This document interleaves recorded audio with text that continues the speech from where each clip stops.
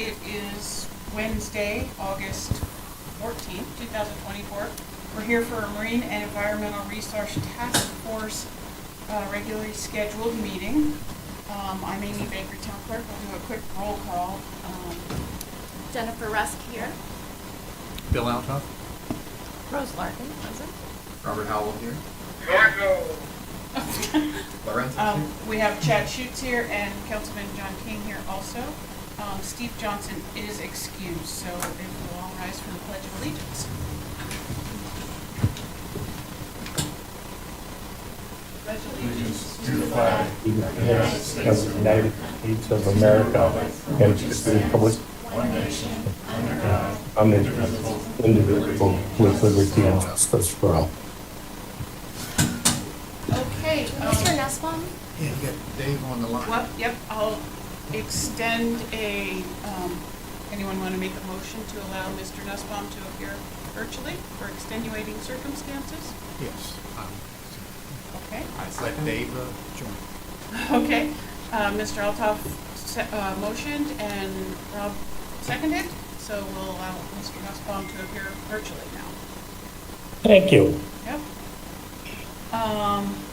Before we approve the final agenda, with the resignation of Mary Rose Spalletta, we now have an opening for a vice chair, and we have the ability to assign a new vice chair or nominate a new vice chair if you'd like to do that.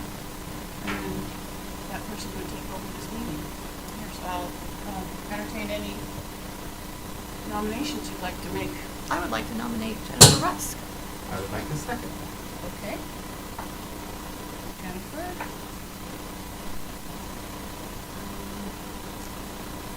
Thank you so much for thinking of me, and I really appreciate it.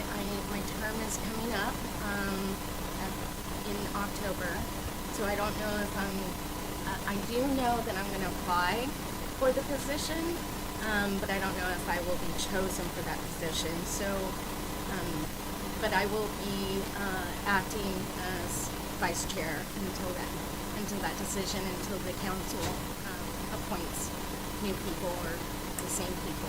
Okay, so we have a motion by Rose Larkin and a second by Rob, and Ms. Rusk has accepted that, so can I get a vote on that? All in favor? Aye. Aye. Perfect, and no nays, so Jennifer Rusk is now your new vice chair, and I will see. I'll do my best. I'll do my best. Do I? Yep. Okay.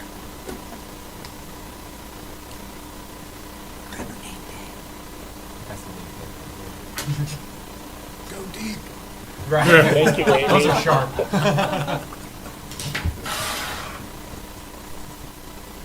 Thank you, Amy. Thank you, Amy. Welcome. Thank you, Amy. Those are applications. Oh, I have them. Oh, I have. I have lots of them. Okay.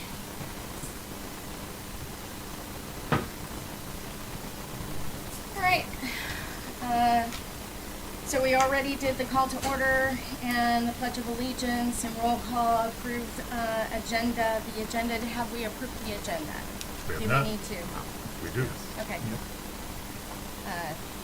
Can we approve it? Do I have any motions to approve? I make a motion, we approve the agenda. Second. Thank you, sir. So that is Nussbaum. That would be a motion to approve the agenda. And Bill, who seconds that. Approve previous meeting minutes. Did you, might as well We have vote to on it. take a vote on it. Oh, we need to vote. Okay, Yeah. thank you. I told you I'll do my best. That's all right. Yep, that's Okay, so can fine. we take a vote to approve the agenda? Yes. Aye. Aye. Aye. Mr. Nussbaum, stop laughing at me. I'm I not see you laughing laughing. at me. I do it, It's my I do it all birthday. the You can't laugh time, at a so. birthday girl. Okay, public comment on, so we have the vote approved for the agenda. Next is approved previous meeting minutes.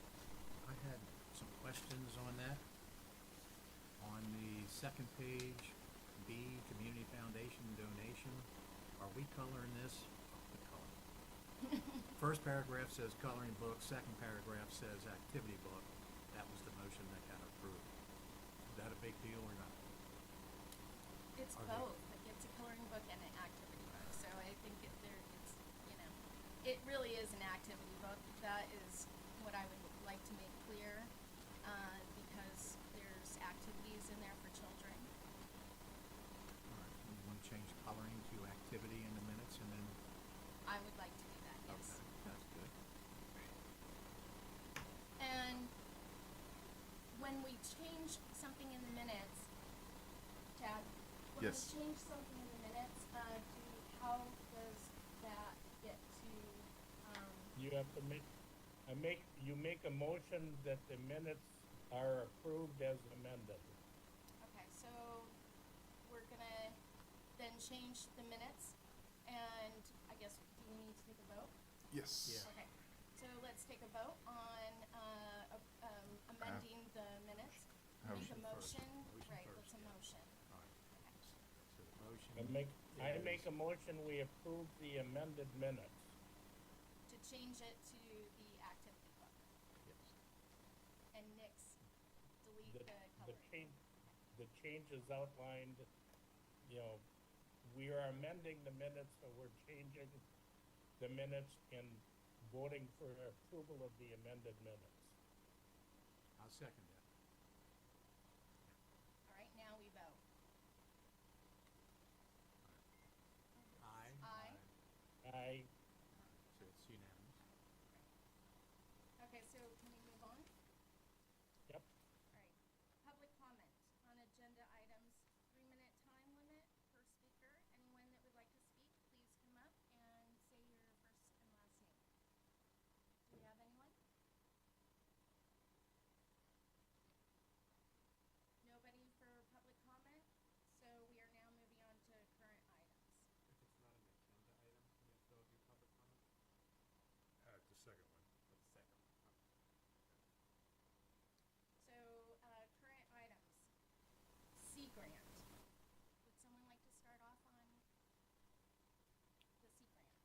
If I can lead off, we had took the opportunity. Dr. Savarese was on island and doing some surveying work, so I asked him to attend and ask him if he could come up and just have a few words and let us know where he's at in the project and answer any of the questions y'all that the committee had, task force had.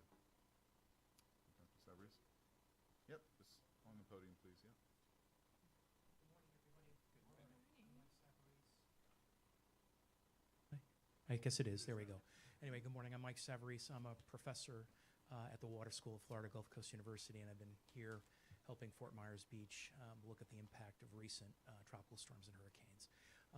Chad mentioned, or I guess the agenda item is listed as a Sea Grant project, a collection of us from Florida Gulf Coast University and from the U.S. Geological Survey received some money from Florida Sea Grant to undertake a 2-year study to try to anticipate how Fort Myers Beach might respond to future storm impacts into the future. And that project involves monitoring the state of the beach. Chad mentioned the survey work we've been doing. We're out actually flying what are called LiDAR missions, which provide topographies, maps of what the beach looks like. We've flown a number of iterations of those mapping surveys. We just completed back in June a survey of what Fort Myers Beach looked like with the berm in place, and now we've flown literally this morning a view of what the island looks like after the impact of Hurricane Debby on that berm.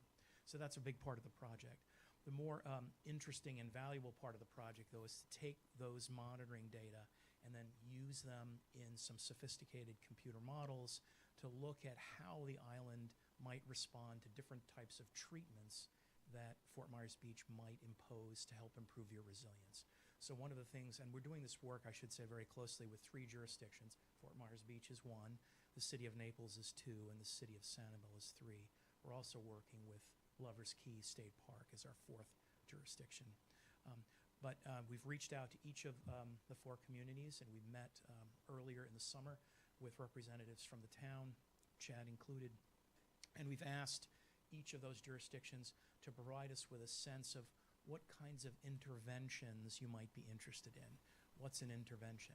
An intervention might be some mechanism, some methodology you impose on Fort Myers Beach that hopefully improves its resilience and protection from future storms. So an intervention might be something like, what if we created a set of dunes that were of a certain size or breadth? What if we vegetated those dunes in certain ways? What if we looked at a comparison between a dune in front of an existing seawall or retaining wall that's already on the landscape versus a dune that lacks that retaining wall behind it? So those are the kinds of things that the town might be interested in. We're kind of limited in how many of these simulations we can run for each jurisdiction, so we can't run every possibility. We're just looking to you for what your top priorities might be, the kinds of things that you're interested in. And so Chad suggested bringing that to this advisory council. I have a quick, or I don't know if it's quick or not, question on was the berm beneficial during Debbie? Because it seems like it just disappeared. But I guess it hit, a lot of that energy hit the berm. And, Right. But how much was like displaced? And can you go a little into depth, like what was the outcome? Yeah, it's hard for me to give you any real quantifiable answer to that because we literally flew the mission this morning, Right. and it'll take a couple of days, maybe a couple of weeks to process the information. But it's clear, given the number of times we've been here, that the berm has suffered substantially. You did lose a lot of that sand. That sand is probably still out there in the offshore setting and is available for nature to bring back to shore. So it hasn't been sand that's been carried over the island and dumped into Estero Bay, which is a good thing. So the reservoir still has the sand in it. But clearly the berm has taken a hit. Had there been vegetation on that berm, it would have survived better. Yeah. I'm sorry. Being such a new berm, would there have been any plants that they could have planted as they put the berm in that would have had a good enough growth to have held up better, or would it have still been too new? No, it's ironic and unfortunate that the FEMA money came not only to Fort Myers Beach, but to the city of Naples and to Sanibel as well, and that FEMA money came just for the sand, for the construction of the berm, but didn't provide any funding for the vegetation. And you did what any pragmatic community would do. You took the sand, you built the berm, and you crossed your fingers and you hoped that it didn't get harmed before vegetation could be in place. And with the dahlia, for some communities, the berm went in before a dahlia before last year. So Naples's berm has been harmed twice. I don't recall the coordination of timing between your berm emplacement and Idalia's impact last year. It was before Idalia. It was before that. So you took a hit from Idalia as well. There's now money coming through FEMA for vegetation. Collier County, for example, has money, I don't know how many millions of dollars to revegetate their berm. Sanibel has money to vegetate its berm. I believe Fort Myers Beach has money coming in as well. The question is whether or not there's enough of a berm left to vegetate for the vegetation to be effective. With the Well, current sir? beach renourishment project that's starting at the north end and working south, and this might be for Chad too, the remaining berm, are they gonna build up on that any and then vegetate it? Is that kind of the plan, or what's the plan with the two projects going forward? So we have the renourishment project starting from north to south, and we're going to be rebuilding the berm and then coming through and vegetating it. Okay. And then we'll be vegetating, working with the property owners throughout the island to vegetate the entire berm. Are they gonna be vegetating while the renourishment project's still going on, like right behind it, or once that project's done, then they start vegetating? The intention is to get vegetation on the berm as soon as possible. So we may Okay. do several phases, maybe a north and south on Big Carlos Pass. Started talking to the property owners behind the lagoon as well, and there seems to be they would like some vegetation as well. So I'm not sure if we'll follow the dune management plan. We may vary some plants with that, but yeah, we're looking to vegetate, but it will be in phases. It might be worth noting that our team, as part of this project, came and did a sort of a briefing of this advisory group. That was last fall, May, in June. I don't remember when it was. My brain doesn't hold all the information I wished it would. Anyway, we came and we briefed, the whole team was here, we briefed and we made a number of recommendations. This committee consolidated some of those recommendations and presented that to the town council. One of the things that came out of that study, looking at where the weaknesses were, where were the vulnerabilities through the passage of the inn, resulted in some significant recommendations on how revegetation should occur. In other words, simply planting sea oats isn't necessarily the best way to go. And so those revegetation management practices has come to the town, and it looks like those management practices are going to be put into place through this revegetation. So that's a wonderful thing. So hopefully you're getting the most bang out of your vegetation bucks, and the kinds of plant communities you're going to establish will be hardier and allow for building of the dune naturally through wind deposition, and hopefully survive minor hits. So in some ways, maybe Fort Myers Beach is in a good situation in that at least you've got the opportunity to put some more elevation on your berm with this nourishment project, so that you're not putting the vegetation down on the flat beach, which is what I fear is going to happen in Collier County. We all know there's pros and cons to the raking debate. Is there anything that, besides planting the dunes, that property owners can do to help protect their properties, whether it is how they rake or how they act around these berms and that treating them like dunes, even if there's no plants? Or Yeah, I mean, I would encourage you to maybe look at the packaging material we submitted. I don't know, there's been a change in the composition of the task force. I know I see familiar faces. I see some familiar faces and some unfamiliar faces. There's a variety of recommendations we made. I don't know how many of them are doable by a homeowner. Certainly homeowners can plant. I believe they have the right to plant as they best see fit. I don't know if they have the right to sculpt a berm or a dune out in front of their property, or if it's on their property. But certainly the kind of morphology you establish of a dune could be helpful. But I think most of the things are larger, more expensive kinds of projects that involve coordination and. All right. Thank you. With some of your interventions that you're talking about, or any of the studies to increase the elevation of the primary dune? Yeah, I mean, in the best of worlds, having a nice high dune that has space to move and respond is a good thing. Unfortunately, so much of Fort Myers Beach development is right up to that dune edge, so there's not a lot of accommodation space for a dune. So the dune doesn't have an opportunity to respond or migrate on its own in response to events and non-events due to regular, wind movement and wave movement. What I'm calling the primary dune is where they put the nourishment in. It's going to add 100 to 150 feet of beach. But where it is currently,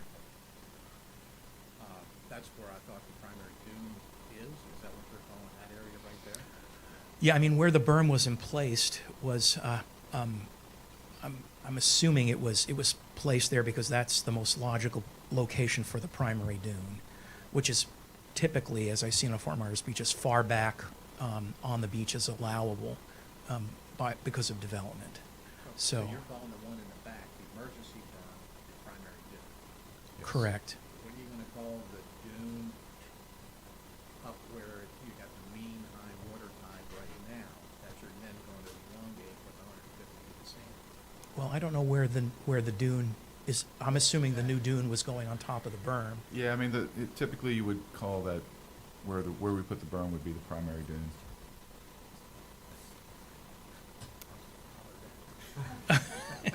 She had that look in her eye. Professor? Yeah, did that Yeah, out, typically William? where we place the berm would, if you said where's the primary dune, that would be the primary dune. Now, with the modeling that you're doing, as you head out to the water, and right now where it's the mean high tide, the wet line, whatever you want to call that, the wet sand, from that existing point right now, you're going out 150 feet. So where it's wet, right in the wet sand right now, is that area gonna get more elevation? Because that could also help protect the primary dune that's further behind. Well, I don't know anything about unfortunately, I don't know anything about your nourishment project and what's actually being planned. Yeah. That's something that you designed. If I can just steer us, so just think of this as kind of an experiment. So we have, he's surveying our beach, and he's looking at input from y'all for interventions, treatments, whether that's a coastal armoring around Times Square, whether that's a big dune system throughout the island, vegetated, non-vegetated, different treatments that allow them to test those impacts on resiliency. And then I think one of the questions that we had last time, what does that word resiliency mean? How are we measuring that effect of those treatments on resiliency? Is that loss of elevation is resiliency, or how much sand is carried over a sterile island is a measure of resiliency, or how are we measuring the effect of the interventions? Okay. I thought we were getting back on track, and I fear we're going to get off track again. Is that on track or not? No, I don't know. I mean, The input that I thought we were looking for was what interventions is this committee looking to test in the My model? questions may have stored us away, so I Yeah, apologize about that's that. okay. So I think, I mean, for me, it's just having healthy dunes. Like, once these berms are in place, having the healthy grown dunes, because you look down at like Diamond Head, where they had the berm in, and then they put in, I don't know who paid for those plants, but their berm and dunes were just fine after Debbie. Like, am I wrong with that? Like, So we have one intervention would be planting or having a dune. Yeah. So are there any other inputs for interventions? Yeah, I would say I a had primary one. dune Yeah. towards the, I was just using that as an example. more towards the wet area, that's the current wet area, whatever you want to call that. Right. What you would call the rack line right now, where the tide comes in, leaves all the debris. So putting the dune further out towards Well, the mean high water? putting another dune there, because as you blow this in, if you had any elevation there at all, it would have protected from what you're calling the primary dune back by the buildings. Right. Right? So I is mean- that what you're calling armoring?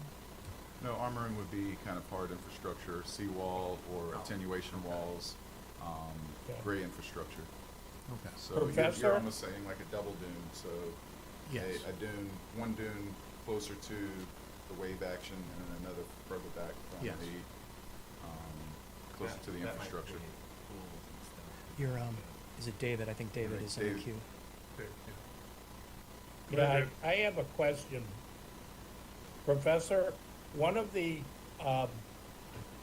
charges from the mayor to Chairman Johnson at the last town meeting was for the MERTF committee to take a look at cities such as Clearwater and what they've done to establish a boardwalk, bike trail, seawall, all in one, because there are areas on the island that desperately need a trail for cyclists, because there isn't enough room on the highway for an adequate bike trail.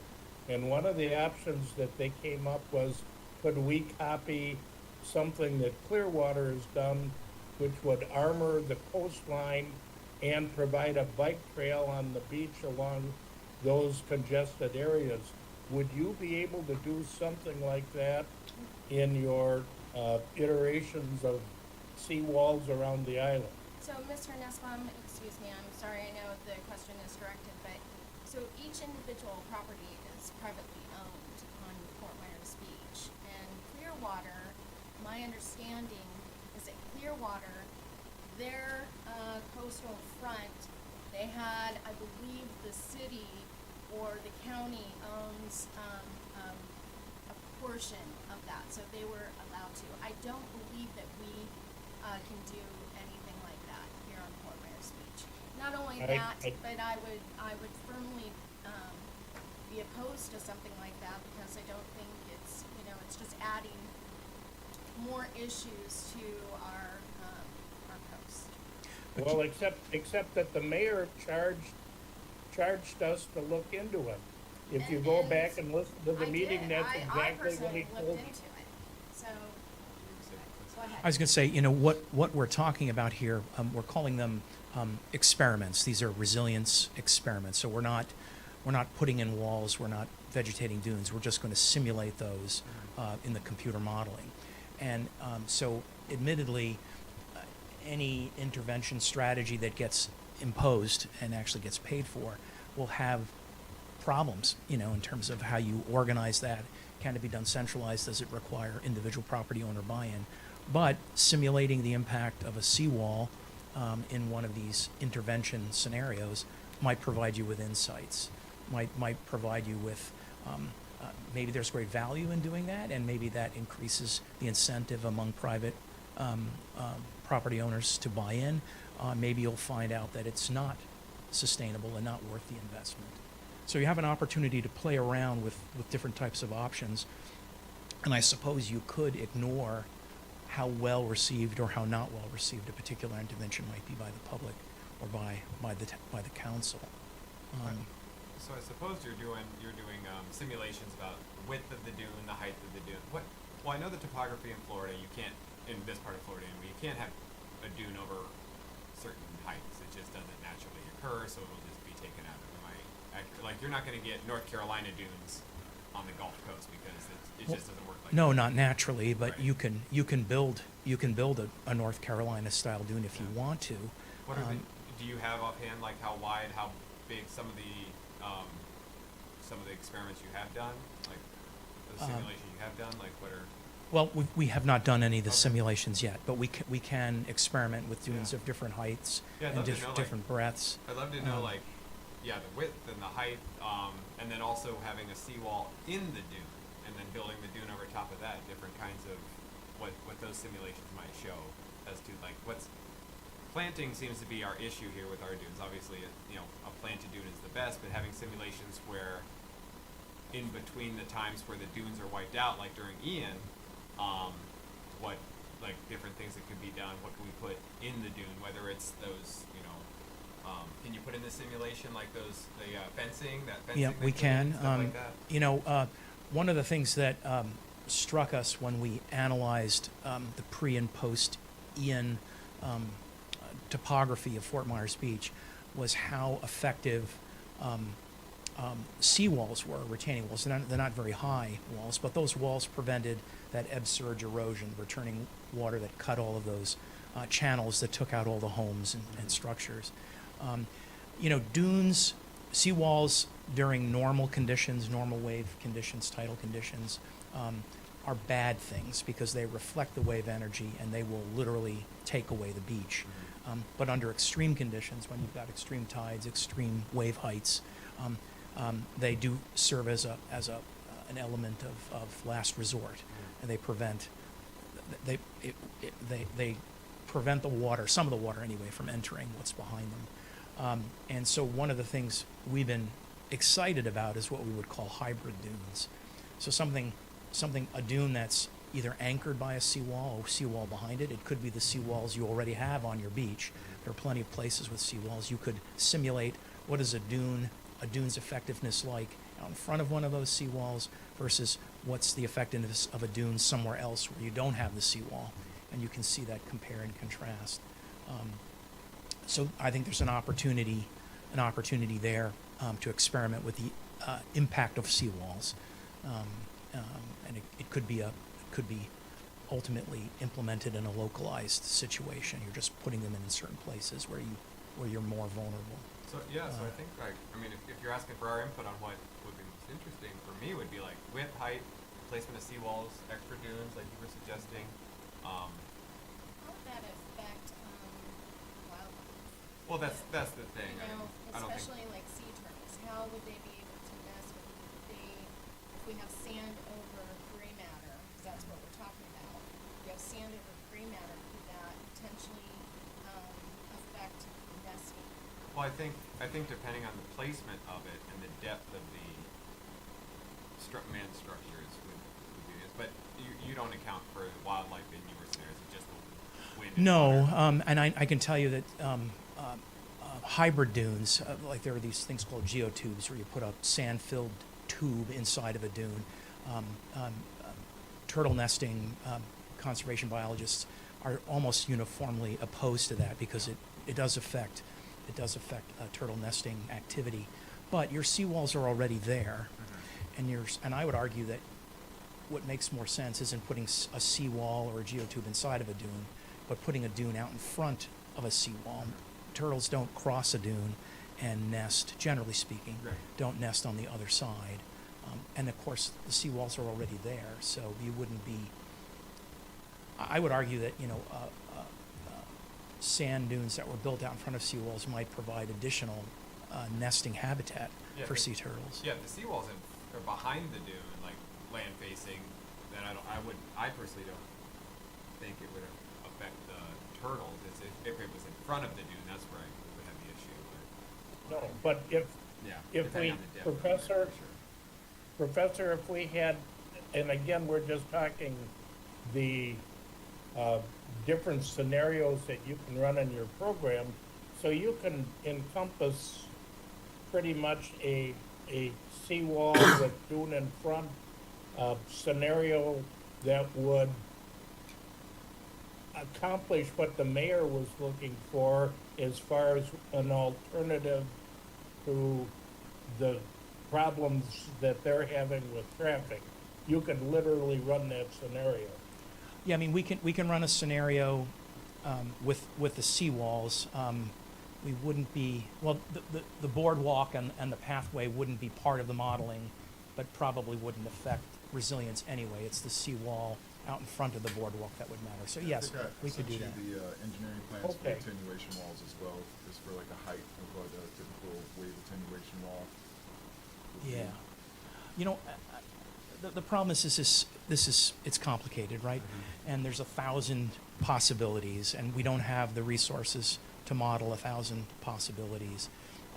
Is it okay for me to suggest that you entrust Chad to work with us, given this feedback, and come up with maybe a short list of interventions, and then come back to you for approval?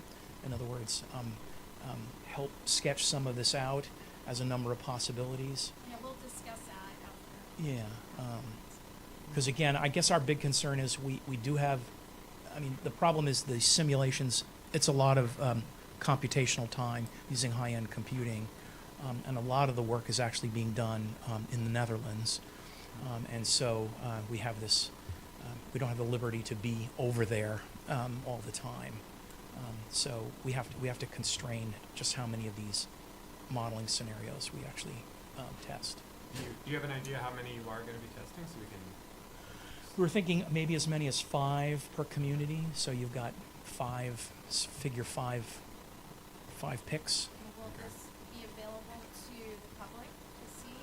Yeah, I mean, I think we certainly make it available to the town and to this group and to the town council. We are happy to present it to the public if that's what the town wants to do, but I'll leave that decision in your hands. We're happy to, for full disclosure, it's up to you about though how to handle it. One last one for me, because I know I've been No I'm very worries. interested in it all.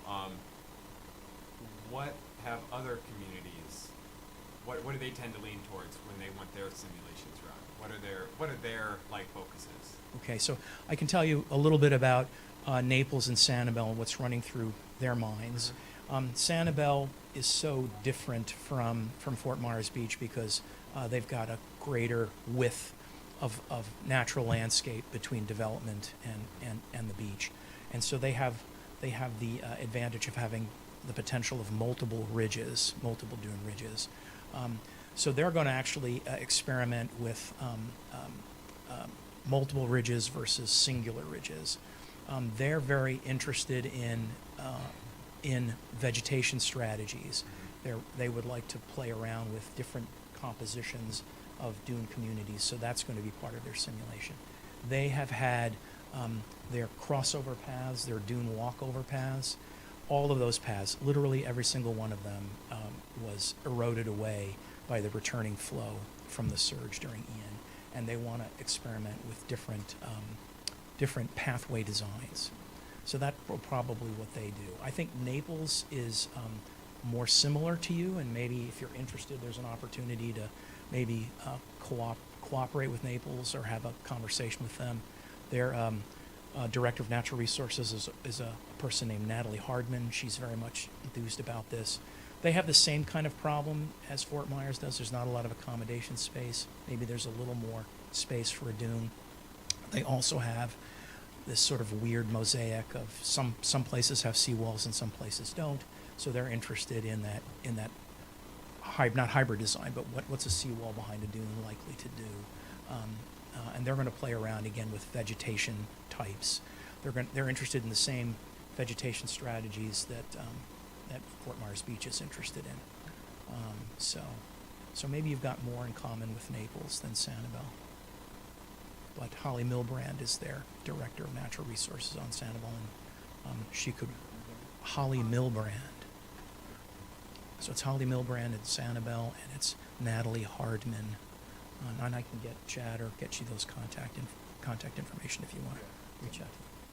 So anyway, so we're hoping the models were set up this summer in the Netherlands, so the models are ready.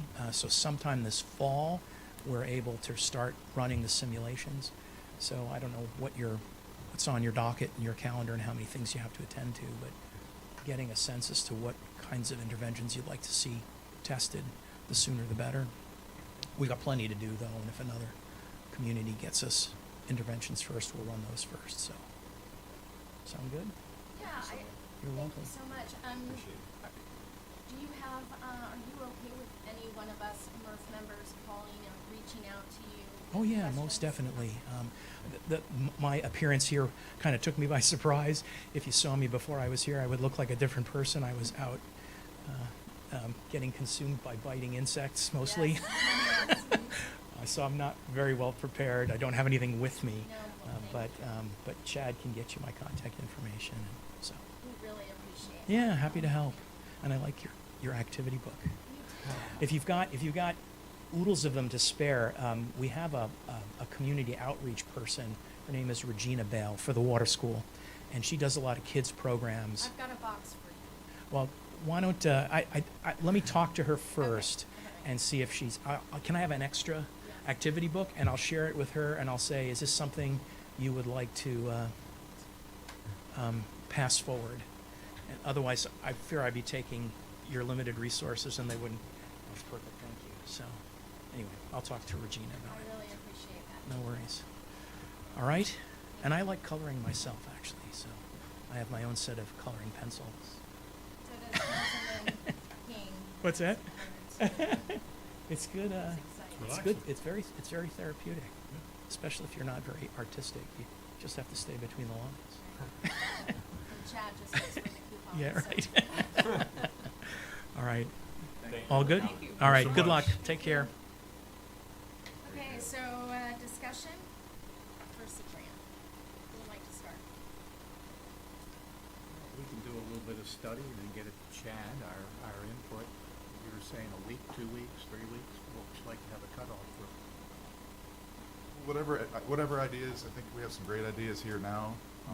Multiple dunes, various vegetation stabilization, different dune heights and widths. Mr. Dave, did you have anything on your mind?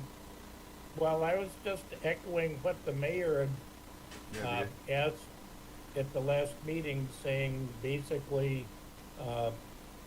we needed to look into, alternatives such as Clearwater Beach, and if they can do an iteration on that, picking out the areas where the mayor had concerns, I think that would be an ideal place to start. Yeah, so the attenuation walls are part infrastructure, and attenuation walls that would come with such an armament.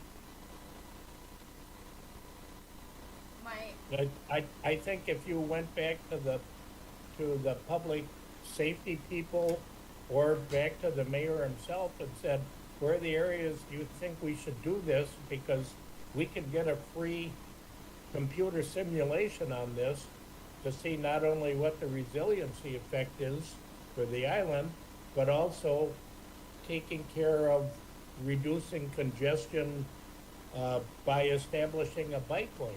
Yeah, I sent the original plans to Dr. Savarese that, I think he was referring to that Margaritaville, that initial Margaritaville plan, that came several years ago. So I sent that to him. I believe it was from like Edison to, maybe Red Coconut, and, 3-foot maybe attenuation walls that would break up wave action, and, behind that, basically a bike path for that, so. Yep, Mr. correct. Nussbaum, I guess what I'm confused about is, when the town was asking for emergency berm participation, we had how many people that did not ask or did not respond to the emergency berm? Are those people, do you really think, are going to be okay with a walkway or a boardwalk in front of their property? If they didn't You don't even know till want sand? You don't know till yes. Well, I think the opposition was, it was more to vegetation than the sand, so, you don't know till you ask. I think if you have a story that if you can have some data behind what this would actually do for the island, then you could maybe, like to Mr. Nussbaum's point, tell the story that, hey, there are some resiliency pluses or minuses. We wouldn't know until we ran the model. So do you think that you would have a lot of opposition to doing a boardwalk along I don't like to the island? speculate what other people are thinking. Okay, Mr. Nussbaum, I was curious, are you thinking just at particular properties like Margaritaville, or are you thinking a boardwalk that goes from the north to the south?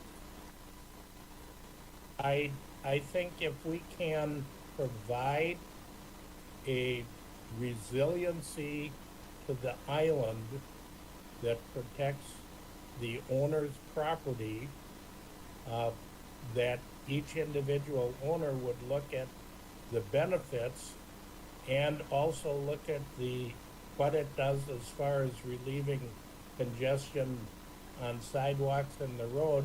And as Chad said, I think there's a very good story to tell. It's free to run the program, and I think that gives us an opportunity to look, and maybe we can cover it all the way down to Santini. I don't know.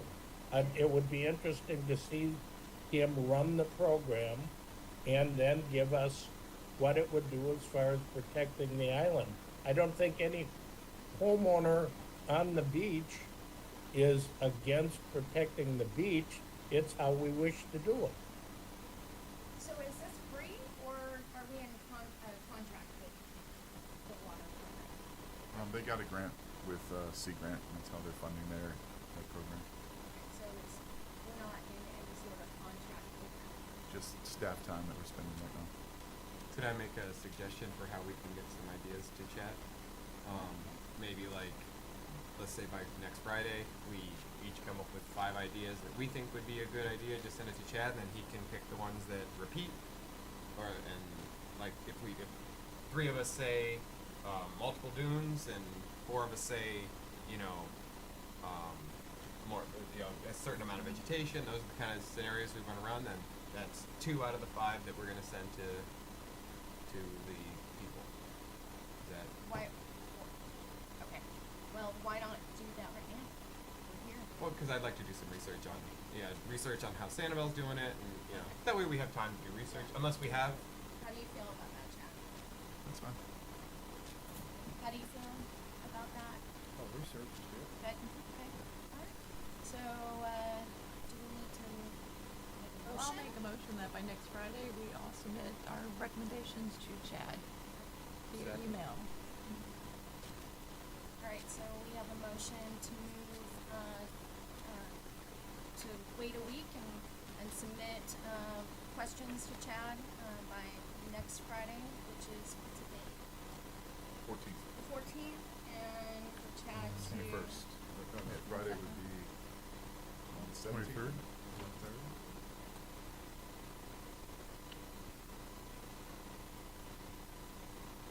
And then we have a second, Second. and let's vote. All those in Aye. favor? All those in favor? Aye. Aye. Aye. All those opposed? All those opposed? Hearing none? That's very cute. Hearing none? Good job. Unanimous. Okay, so, second item on the agenda is community foundation donation. Well, they donated and, definitely, helped with the printing cost of our activity book. So I would just greatly, thank them and, support them in any way you can. If anyone else has any comments on the community foundation donation? I had suggested buying something for the town hall to, hopefully you got that, you know, that, could be put in town hall to allow people to pick up free information that normally would Do be. they have from- room up there? 'Cause it seems kind of cramped right now. There's people, I could I barely know. walk through the front area, and that's the only thing I would, Bless you. I would say for sure we can get one for them when they, move, down the island, but we can ask Donna and Okay. see what she thinks about that before we make a decision. 'Cause I'd hate Okay. to purchase something and they can't use it, or it's shoved off to the side where no one can see it. Or, oh, Bay Oaks. Or Mount. I don't know if Mount House has one of those. No, Maybe it it doesn't. Not for public. Right. Maybe we should talk to The Bay Jeff Oaks would probably and be- see what he thinks and get permission. That's just my thought on it, that maybe we find out whether or not it can be, utilized Okay. by them, and then by next month we'll make that decision. I do have, a request in regards to something like that, a table stand that can actually hold this size, that can go with the pop-ups if I'm appointed, to another term, then I need a table stand for pop-ups.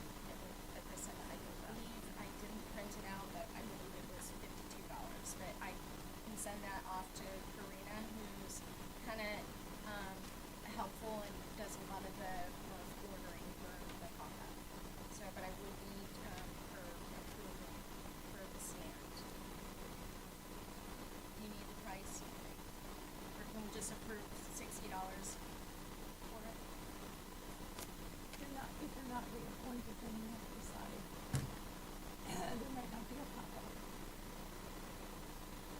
That's true. So I guess we'll just wait. Sorry. Okay. Yeah. Okay, so, any other comments on the community foundation donation?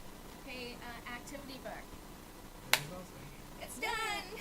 Congratulations. I have to thank, Murph, all of the members who helped me, the educators, the Crow, Turtleton Inc. I don't wanna miss anyone, but I feel Everyone like I'm listed on getting that. an award. Well, there's so many more. I mean, people, we had town staff looking over. We had town council. This was really, piece of my heart and my soul, and I'm so proud. And I feel like Fort Myers Beach, has, their first children's activity book. I wish I could have printed, but I'd like to share with you that, they are in the hands of our beach school kids, and I have a picture I can share with you. Maybe, I believe the town's gonna post it. But it's, a picture of, two third graders holding a day. We're the first ones to get the activity book, so I'm super proud. Just to give you a list of all the places that have, that, the public can find.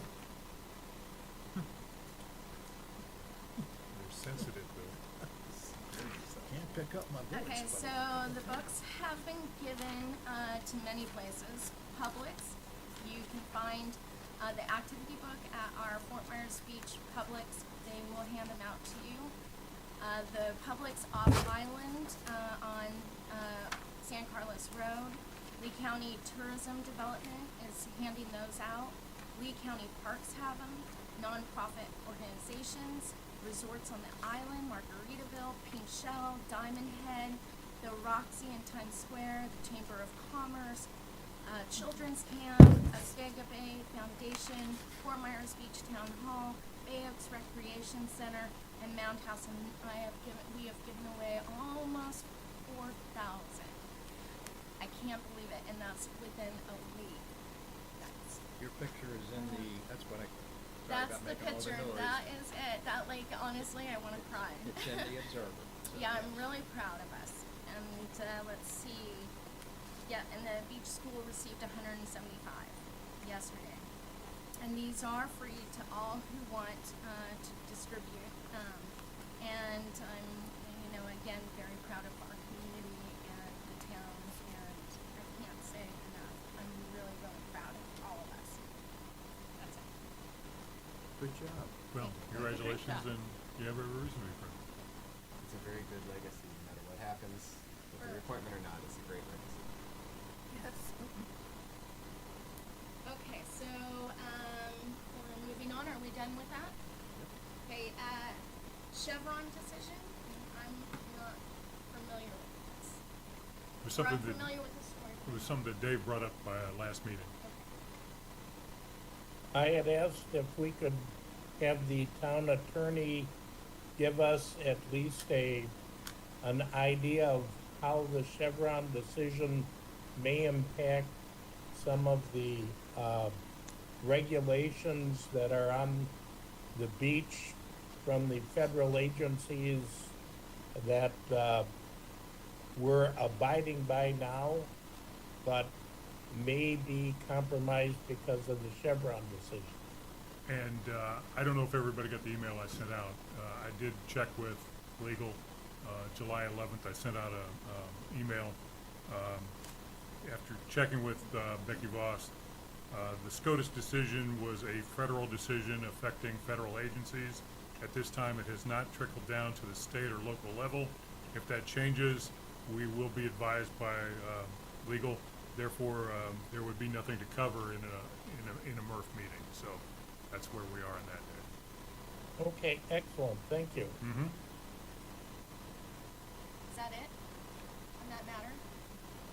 Any That was it. questions on the Chevron decision? Anyone else? No? Okay, so we'll move on to members' items. We'll start with you, Mr. Nussbaum. First of all, I would like to again congratulate you. You did all of the heavy lifting on the activity book, and even though we had input, you were the one that drove it, and you deserve the bulk of the accolades on it. Well done. That's all I have. Aw. That's very I nice. agree. Don't make me cry on my birthday. It's actually tomorrow. Cupcakes will be stale. It's a week. My birthday's tomorrow. I have none. I have two things. The first is the garden area between the Wavy Wall and Times Square in the Lee County Park. I was at a garden club luncheon last Monday on the 5th and was told that it had been changed and that plants had been taken out and that fabric and rock had been placed in, and I was fairly shocked, and so I went and looked at the garden immediately afterwards on Monday afternoon, and I had been told that Jeff Hagee, am I pronouncing it? Augie. Hagee was the person that had sort of imposed this change to the garden, and so I believe he had spoken to the president of the garden club, Kathy Turner, and had said that There was a concern about a lot of weeds, or specifically grass, growing in the garden, but he didn't elaborate to say that it was some emergency that it needed to be taken care of. And he just acted on his own without any authority, to my knowledge, from any other group to rip out the landscaping. And I thought, this is a real slap in the face to the Beach Talk Radio followers, because those people raised all the money for the garden, and they provided all the volunteers, basically, and the labor that put the plants in. And I thought, this is not a very good public image for the town, or public relations image for the town, because when those people come to go look at the garden in Times Square and see that their work has been taken out and replaced with rock, they're probably not going to be that happy. Additionally, removing those plants was actually retaining the sand and soil that was there. And so when I went down there Monday afternoon, this is right after Tropical Storm Debbie had passed by, there was rock everywhere from Times Square into the Lynn Hall parking lot, and at least 30 feet into the parking lot. And there was a man down there with a shovel scooping up rock to put back in the garden. And if you follow or are familiar with any vegetation practices, putting down fabric and rock in a garden is like the worst thing you can do. It is supposed to be used only for creating walkways and not for gardens. So we've actually created an example of what not to do in a vegetation situation. So that's my comments on that. I don't know what. So, why do you think they did that? To prevent weeds, or what was? Probably, but my thought is that they could have collaborated with the garden club Yeah. and said, this is a priority, we need to do something immediately, get the garden club members down there, some volunteers, and pull out the grass. In a couple hours it could have been taken care of.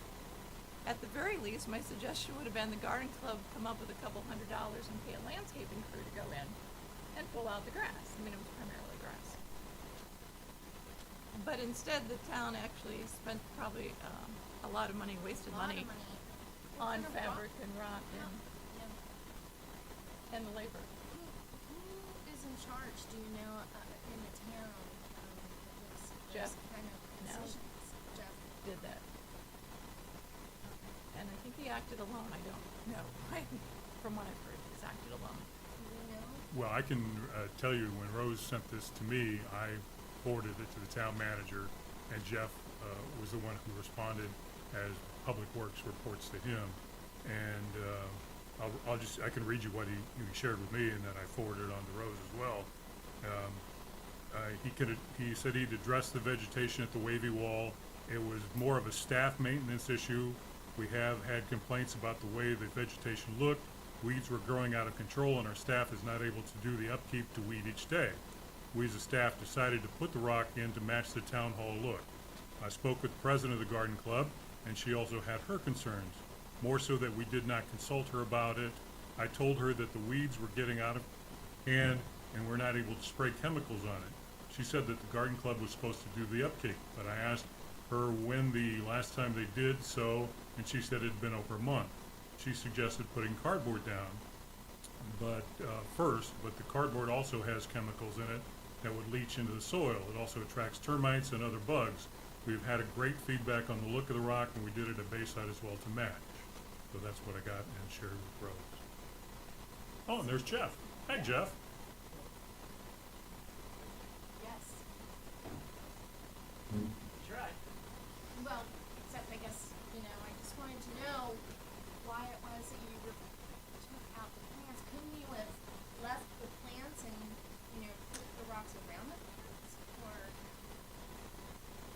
I don't think they may have removed some. I don't know Just go ahead exactly. and identify Oh, yourself. Jeff Hauge, Community Services Director, Town of Fort Myers Beach. We possibly could have. The decision just was made to do rock. We like the look of it around here. We talked to both the town manager and the mayor about it. They like the look of it, and we just went with that. So, yeah. I don't know how much we removed. I wasn't down there, but we had been getting some complaints about how it looked, jungle-ish. is what we got some comments on, and just it didn't look upkept. So we just decided, because we don't have the staff time to go out down there and weed every day, and that's what we were constantly going down and trying to do that, but it just wasn't. It wasn't what we wanted the look to be down there when we have all those tourists and visitors and residents that are down there. Jeff, is it possible that when something like that, especially because it's part of the environment, is it possible to maybe come to MERTF for suggestions or ideas? It could be. So I mean, we it's could in advise the town council on maybe giving our input. Sure, and we do have some people on our staff that do environmental things. We have a landscape architect on staff that went to school for that as well. So we do consult him as well, but it's more of an upkeep thing. I think I ran the numbers by what we paid, and I know it's, you got to take everything into account. And sometimes our budget is a big deal. It's taking taxpayer dollars out.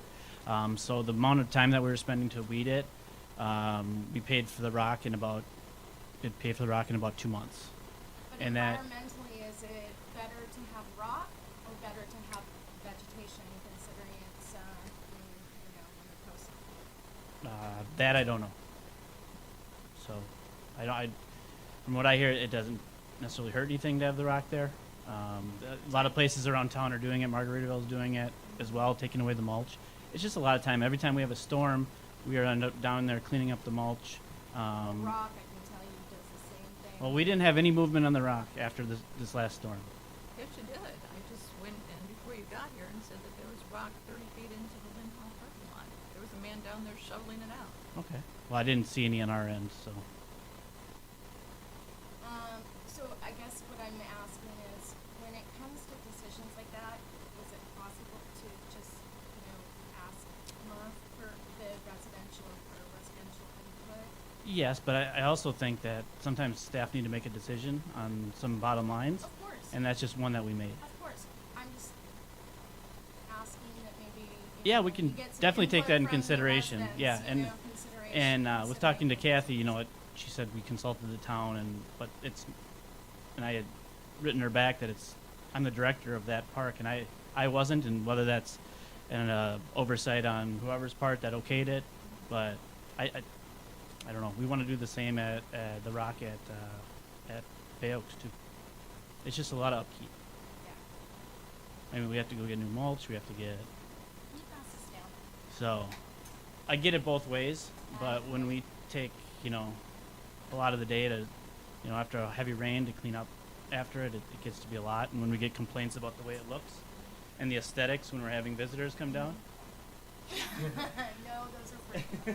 He knows it. You look Yeah, so, Okay. I mean, So, so that's why the decision was made. so I would personally, I can't speak for MERTF, but I would personally love to see natural plants and trees and things like that in Times Square. I don't want it to look like all, gray area, all cement, rock. I would personally, just from me to you, that's what I would Yeah. like to see. Yeah, and everyone Oaks kind of and has their own opinion on aesthetics Yeah. of what it looks like. A lot of the visitors that were coming down, or some of them were commenting on, Environmentally, it's not, all rock is not good. I'll tell you why. One is, all of our little creatures, they can't sustain in rocks. They need plants, our butterflies, our frogs, our native little creatures Yep. need plants to survive. And if we take out all of our vegetation, that is not good. It's and that's good. not what I'm suggesting. Okay, well, I'm not suggesting just concreting everything on the island. I'm just putting it out there too, Jeff. I'm just putting Yeah. it out there, my Yeah. opinion. That's Yeah, I mean, if the garden club or whoever else can volunteer to come down and do it, I don't think we would have this issue. We don't have the staff time. They were trying to upkeep it, Well, it I just wish you would didn't. have So come to MERTF because maybe we could have, or Beach Talk Radio, as Rose was saying, they Yep. went in and put a lot of time into this, so they're volunteers. I understand that, and we reached out and offered reimbursements for any plants that are missing, and we'd But that's not the point. The reimbursement. No, I know, but that was a point when I first got the email. Was we got a lot of donations for this? They paid for this, so it was a lot about the payment at first too. So gotcha. I did offer to reimburse anybody that needed to be reimbursed. Gotcha. Well, moving forward, I'm just gonna personally ask you, if you don't mind, to please, come to Chad and just, as residents, we should have a say in Mhm. our common areas. As and- did people when they were complaining about it. Right, exactly. So- Well, then why didn't they go out and hit the roads? I don't know. If I they're don't know. gonna complain, you better, walk the walk. Don't talk the talk, Possibly, but walk yeah. the walk. Anyhow, thank you, Jeff. Yeah. Anyone else have any questions? Any other questions? Because then why did you not contact the garden club and say this is an immediate emergency that we need to address? I don't know. It just wasn't a decision we made at that point. We just decided we like to look a rock, and we put that down.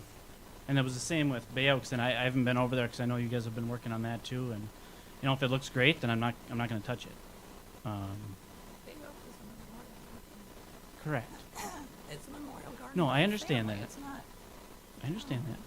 Well, it is the town's property, but it's a memorial garden. I get that. So we just want to make what's best for decisions, what's best for the town too. So if there's, if we're constantly down there and we're not, We are the town. We are the town. but the garden club You is just not the said town. It looks great We as are an the opinion, town. Yeah, right? it is an opinion. Yep. But we are the town. Right. We are the residents and we are the people of the town. Mhm. So, what's best for the town, you're right, maybe one person may think one thing is best, but we're on the Marine Environmental Resources Got it, I got it. Task Force. I understand. That's why I'm standing here taking questions. I appreciate your time, I really do. So, anything else? All right. Thanks, Thank Jeff. you, Jeff. Thank you. Thank you. My second item is something that would just be, for anyone that has a gumbo limbo tree. There's something that's like a disease or pest that's affecting gumbo limbo trees. Maybe Chad knows about this. Stephen Brown from the Lee County Extension Service, who's a University of Florida IFAS employee, has been studying these, and he's actually taken samples to a plant pathology lab in Gainesville, because gumbo limbo trees have been breaking off, and not falling over from the wind, but breaking off right above the ground and collapsing. And so he's taken samples from Sanibel. It's also happened on Pine Island. And so if anyone has a gumbo limbo tree and it breaks off at the ground, if they would contact the Lee County Extension Service, just to let them know they may or may not come out and want a sample. They have not been able to identify what's going on. Some of the plants had beetles, but they weren't found alive. They're looking for pathogens that might be causing this of some sort, but they're not sure. So it's an ongoing Do you concern. know, Chad? No, I haven't heard this. And gumbo limbos are a native tree in Florida, so it's a kind of a big deal if there's something just breaking off at the ground. And at least during Tropical Storm fungi? Debbie, Maybe a fungus or they're searching, and they were thinking possibly because there's so much salt water, and it's not just one delusion of salt water, that there's a lot of salt in the soil that could be contributing to it. But just during Tropical Storm Debbie, at least a dozen gumbo limbos came down on Sanibel. Is this something we could have the town email out to its residents for a so for those who aren't watching the meeting today, that they could get the information on how to report it, have someone come out and look at it, just so we can have a mass email out to residents about it, just to have a little more information so that they can reach out I to. think the PIO Yeah, is I'm not sure about a mass email, but Something where it's, But the PIO. PIO, I believe, can maybe perhaps put it on the website and as, and to- social media just to get that platform. information. Social out. media To be able to platform, yeah. contact the Yeah. Lee County Extension Service. Yeah, I was looking, we have everything now. When I first started MERTF, I don't even know if we had a Facebook account, but we have Instagram, we have lots of social media, so. Good opportunity to- PIO is rocking it, so. Okay, so, That makes, so now. I have two. Number one is I've been building some bat houses, and I was wondering who can I talk to about potentially putting them up at public beach accesses to help negate some of our mosquito issues. Bat houses take a few years to establish, but if we can get them put up in some public areas, it might help encourage some colonies. I know there's a Colony at Bowditch, and I'm trying to extend that down to Big Shell a little bit and see if we can't get some more interest in it. Jeff would have been a good He person would've to been a good ask, talk yeah. to, but, is that something that the town would be even interested in? It's something that I'll do for free, and I'll just donate them. I'll even put them up. We need to talk Talk to to Jeff. Jeff Okay. Hauge and Sure. maybe get some town council input. Okay, Yeah. awesome. Then my other thing is my science talks are moving forward. We're calling them PST for Pink Shell Science Time or Science Talk. So it'll be PST. The first one will be in September. It will be about dolphins. It is open, and I will be sending out a flyer to social media and the town to get that information out. Everybody's invited. It'll be kind of a neat public thing. Just come and learn about dolphins. The first one's going to be low key and relaxed. So, yeah, that's all I got. Cool, Rob. Cool. Yeah, that is awesome. Thank you. I have so many things to talk about, but I also want to go home and celebrate my birthday. So I think I'm only going to touch base on two things that I wanted to tell you. One is that this activity book was really inspired by Anna Marie Island Turtle Watch, who had their own book, because during the pop-ups, I would give out all kinds of, activity books and coloring books from FWC, U.S. Fish and Wildlife, Crow, Ding Darling, every organization you can imagine. But Anna Marie had their own activity book that was unique to their own island, and this was really inspired by them. Now, the people that started that Turtle Watch, actually, I had called to get more books so I could pass them out at the pop-ups, and they had passed away, and they couldn't get into the computer to be able to download their own activity book. So I've offered them a box. I'm going to drive it up to Anna Marie next week, and I hope that you all are okay with that, because I think it would be nice. I also think that they would love to possibly make their own and kind of use ours as a starting point.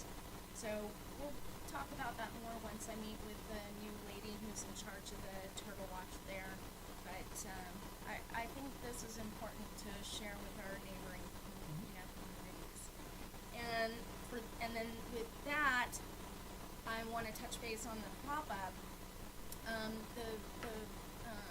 The lady who is in charge of the farmers market has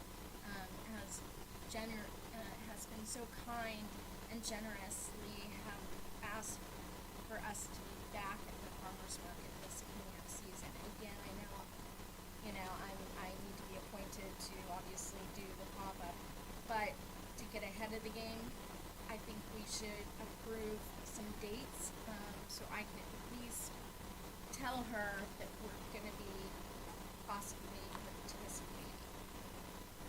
Okay. Is that okay to do? I remember what that. So you said starting the It's beginning of September, September? I believe, yeah. Does someone know when they got their permit for Times Square for the The- farmers? I don't think it's, Hasn't been approved. I don't remember. I know, all I can remember off the top of my head is Santini is in November. Oh, and we'd be able to do Santini too, which I think is really cool, because I've always wanted to do Santini. So, let's just go ahead, and I know Saturdays, I think Wednesdays is gonna be Santini, but I'll get the certain dates, but can we go ahead and just approve, the month of September? I will still be available to do pop-ups. Yeah, I forgot. It's October, I think, that they appoint people, right? Mhm. Okay. So, let's choose 3 dates in September. Santini, I don't know specifically what dates they're gonna be at Santini. But I think every Saturday or every Friday, they're at Times Square. So if we could Okay. go ahead and approve Friday, September 6th, Friday, the September 20th. Okay. Tentative. Attend. Yeah. No pun intended. All right. So is that okay with everyone? Okay, great. And that's it for me. Staff update. Chad? Yep, so we are back up and running for our beach renourishment project. It's up on the north end, pumping away. They've moved about 600 feet in front of Pink Shell right now. We are resurveying all the beach profiles to understand the impacts of Debbie on volume that we'll need. As I stated before, our plan is to rebuild that beach berm design. The plantings are prioritized, and working with property owners to double check if any property owners still want to participate in the beach project and get vegetation and a full engineered beach design in front of your property for protection. It's never too late. We're only on 275 Estero, so there's plenty of time to, I wouldn't say plenty of time. Get it to me as soon as possible if you want to participate in the beach project. Still taking easements, so. Other than that, we had a lot of algal accumulation from Debbie. That project's wrapping up, cleaning that up. That mass algal accumulation from 3,000 to 5,500 Estero Boulevard.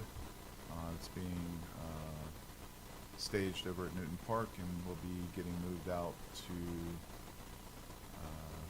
the horticultural landfill where they can get the cheapest tipping rates. So that's wrapping up. That's the two major things in my life right now. Thank you. Yep. One more thing I wanted to say. I'm gonna miss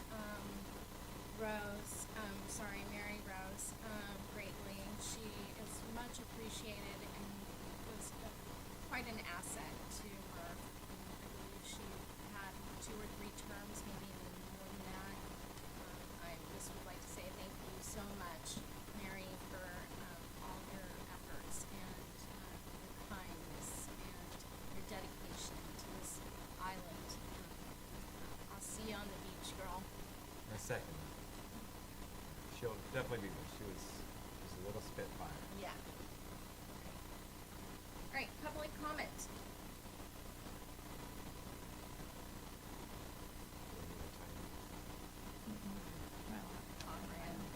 Runner with the Estero Island Garden Club. I will say I'm entirely too rattled to deliver my comments this morning after that last conversation. That was a 6-month effort that we made. I have my comments here. I'll be happy to leave with them with you. But this is an atrocity.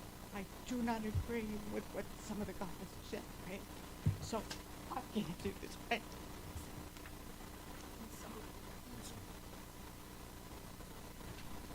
I can just tell you that we need to provide you with a natural setting that we need to choose with only one floor on the road.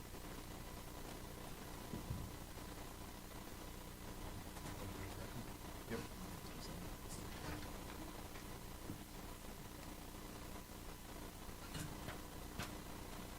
Can you read it, Vice Chair? Sure.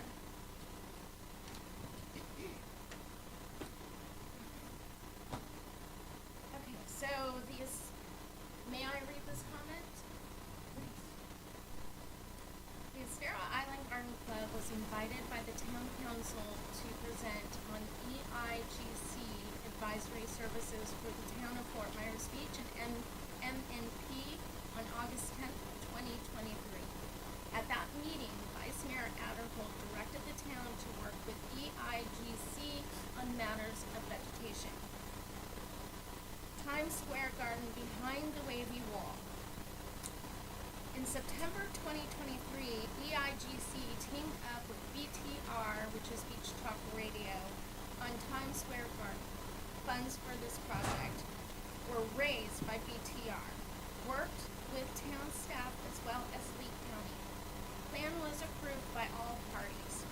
Garden was planted on March 24th, 2024. After garden was completed, to partner with FMB and Lee County, we were aware that grass was growing, which really took off in July.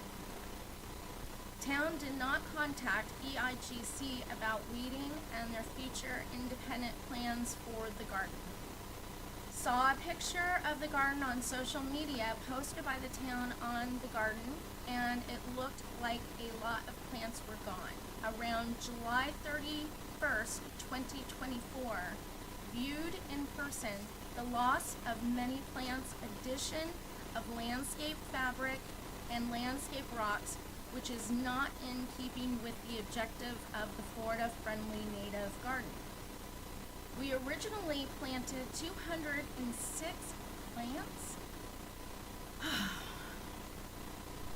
With the installation of fabric and rocks, the garden has lost 111 plants. 54% of plants are gone, and over $1,000 were wasted and was paid for by donations. The majority of the plants that were removed or covered by landscape fabric or ground cover and spreading small plants, which would serve to knit the soil and minimize weeds, and they were only starting to take hold. Landscape fabric and rock are not recommended for gardens with plants.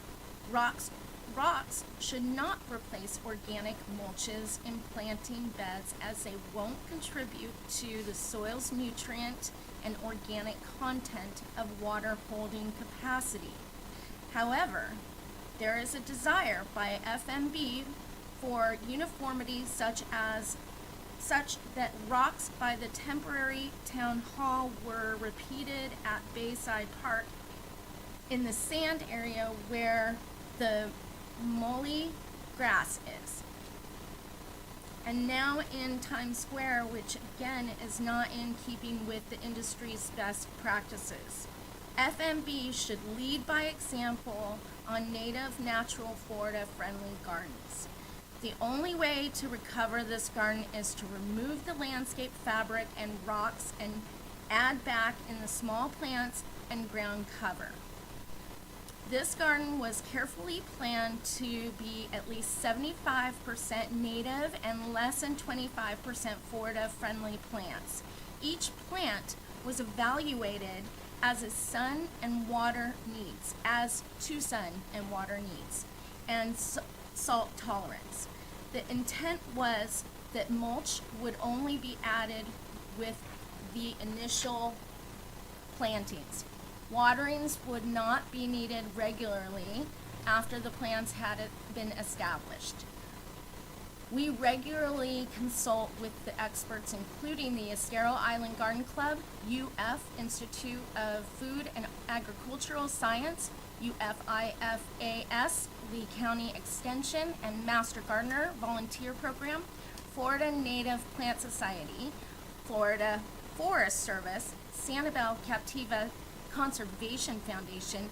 EIGC is a social club who remains committed to providing assistance, partnership on landscape and gardens.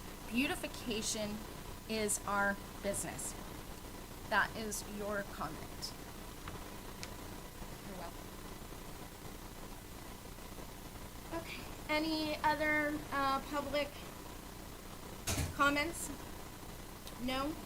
All right, we will move on to MERTF Award. We had several in the bank. I don't have any of that with me, any of the information Steve had, but. What? That's the one I think I sent mine Okay. for Marty and Pink Shell already over with pictures to Steve, and I can't remember the last thing you tagged me in that, but he should have that turned in. Your lady who donated to this was on there, and Don David, who's a nominee of mine, was on there for his constant contribution to the beach. But you had Patty Smith, I believe, was I did. I have so many. I had. She was in the bank. Yeah, okay, she was in bank. Well, I have more to add to the bank. Okay. Okay, so I had my niece and my nephew were here on their honeymoon, and I took them on a tour, a dolphin watching tour, and the captain was unbelievable, and his first mate, by talking about the importance of slow speed in our waterways. And he basically, the whole way back from Sanibel, talked about conservation and boating practices and caring about the environment. And after everyone got off the boat, I had a little chat with them, and I said, I really appreciate, the conversations that you had with the visitors and myself who live here. I was like, do you do that on every cruise? And he said, absolutely. This is my livelihood. This is how I feed my family. And I want to protect my livelihood, and I love wildlife, but I also want to protect my livelihood, which is I'm out on the water. I'm a captain. And I just really thought that was very poignant, that our businesses, our residents, our visitors really need to understand the uniqueness to this island and how much it is important to protect our wildlife, our plants, our grounds, our area, for just that reason, because we want to keep it alive. We want to keep our island alive, and because in return that will give us back virtue. I would be all for that. I have two questions though. At any time did they entice dolphins to jump and wait? Nope. Or make Nope. people flap whistle? Nope. Then I'm all for it. Nope. Awesome. Trust me, I was sitting Oh, there yeah. watching. It wasn't a show. It was more, they talked about, Experience. yes, and That's what I want. Okay. yeah, and they talked about their habitat and their habits and the things to just look out for, and they really. Are we allowed to say what company it was? Well, yeah, I'm going to, because it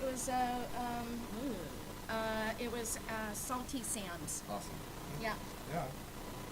So I really appreciated that. I know we have lots of people to thank, and We need more companies that encourage that behavior. Yes. 'Cause a lot get caught in wakes and entice and things. So. No, it wasn't about the almighty dollar with him. It was more about just making sure that people enjoy themselves, but also understood and respected. Anyhow, that's just one for the bank. We can vote. So we've got Patty Smith, which yes, that's great.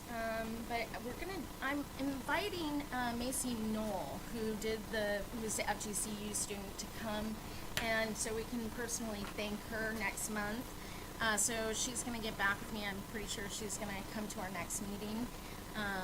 So we can just ask her what it was like working on this, and I think it might be interesting. We can, give her a nice pat on the shoulder for all of her hard work. So maybe we can do Patty Smith then. I would like to renominate Chris and Ginger Weber from Mid-Island Sports, who were singled out by FWC in their newsletter as being beach heroes for not only working above and beyond their duties on the beach, but identifying several endangered shorebirds nesting, helping with the staking, and the FWC newsletter singled them out as going above and beyond what was necessary for them, and made it a point in their newsletter, and I brought that up at the last meeting, and they said that would be put in the bank. So I would like to again nominate Chris and Ginger Weber from Mid-Island Sports. Okay, so we've got Chris and Ginger Weber, you said? Weber? And Yes. we've got Patty Smith, and we have the Salty Sam's Island Dolphin Cruise watching. Was there anyone else? Don Davis. He was And in the Don bank. Davids. And what was Don Davids again? A volunteer who's always coming down. He picked up garbage around the library. And do we have pictures and things like that for him? Yeah, we could, yeah. Okay, and then do we have pictures of for Ginger and Weber's? I have, I can obtain pictures. I can also send you a copy of the newsletter where they were written up. And then I've got pictures of Patty, and I do have pictures of the captains, and the first mate. So, let's go ahead and take a vote. All in favor and of course, if we don't make it today, we can keep them in the bank. So everyone needs to, be honored with the Murphy Award. So, all in favor for the Webbers? Aye. 1, 2. All in favor for Dawn? Yeah, I was going to put them in the bank, so I was. Oh, well, okay. All in favor for Patty? All in favor for the boat captains? Aye. Okay, so we have a tie. How do you break a tie? Well, let's just go ahead and do it again. Revote between the two, right? Okay, so all in favor for the Webbers? Aye. All in favor for Patty Smith? Aye. 3. Okay. Yeah, because the activity book just came out, and she was a major sponsor. Yeah, she was. Okay. Financial. All right, so the Murph Award goes to Patty Smith. All right, so let's set the agenda. Does anybody have a pen I can borrow? I wasn't prepared to be vice chair today. Come on, do it. No. You've been ready with that pen twice. I'm just like, oh, yeah. Okay, so let's set agenda. We're gonna keep the, we don't need to keep the Chevron Nussbaum, right? Because that's, That we're is correct. waiting on, okay. It's the next meeting on the 11th. Yes, sir. I'd say the C grant has to be back in there. Yes, Sea grant. especially Talk with about our- what we throw in here.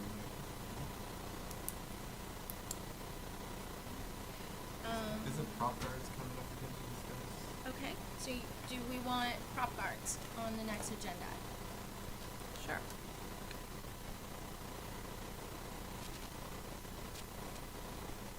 And then possibly spending the money or not spending the money, that the whole, Yeah, weren't we Oh. supposed to hear back from the schools and stuff, if I should reach out to them about I never, that kind of thing? I wasn't here last month, so I don't know. Oh, that's right. I only watched a little bit on TV, but Because the town, it was money we got from the time we were trying to figure out what to do with it. so well, we I can still get have a some- budget. Right. Yeah, that never goes away, that budget never goes away because it's privately donated. Right, but weren't we waiting, I couldn't reach out to the schools until You heard back we heard back from the city council about that, but I can't remember Did- how it went down. any word from schools or? Remember, I was gonna reach out to the schools about potentially doing a And we outreach discussed, program. we did discuss it on Monday, but honestly, or last Monday or 2 Mondays ago. 2 Mondays ago. A Monday. And I'm sorry, I don't remember what the outcome was. I think we had to go ahead to do it. Okay. Um, So I could I reach think out the to them. concern was obviously they already had their curriculum. Right, set but up. I could reach out to them, see if they could fit it in some way, just kind of put a feeler out. Yeah, Is that and okay? my understanding is they also have a new acting principal since I think Tracy. They do have an interim. Okay. I mean, took I've got a a name leave. and contact If you can send that to me, information. I'll just Okay. reach out, put a feeler out, see if there is Okay. interest. Sure. Okay. We can discuss that. Okay, so do you want I- that on the agenda then? I do apologize, I'm That's- late for another meeting. That's all right. Have a good day. You too, thank you. Yeah, put it on there. It might be a quick item, but if not, if she gets back to me, it might be a big item. I do know that that Jeff Hoggy and FGCU is working with the school on the water program. Did you know that? Mm-hmm. Oh, yeah. Okay, so school outreach? Mm-hmm. Okay. And honestly, I kind of started working on it, and I'm incorporating the book.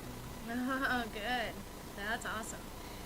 Okay, let's see. So we have the Sea Grant, prop guards, school outreach. Anything else?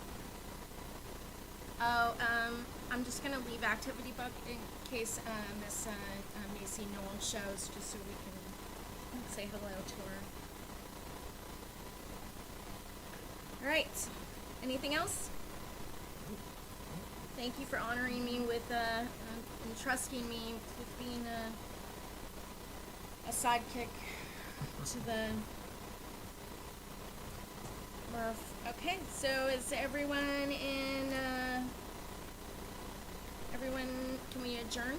Do I have a motion to move for an I'll adjournment? make a motion, we adjourn. Second.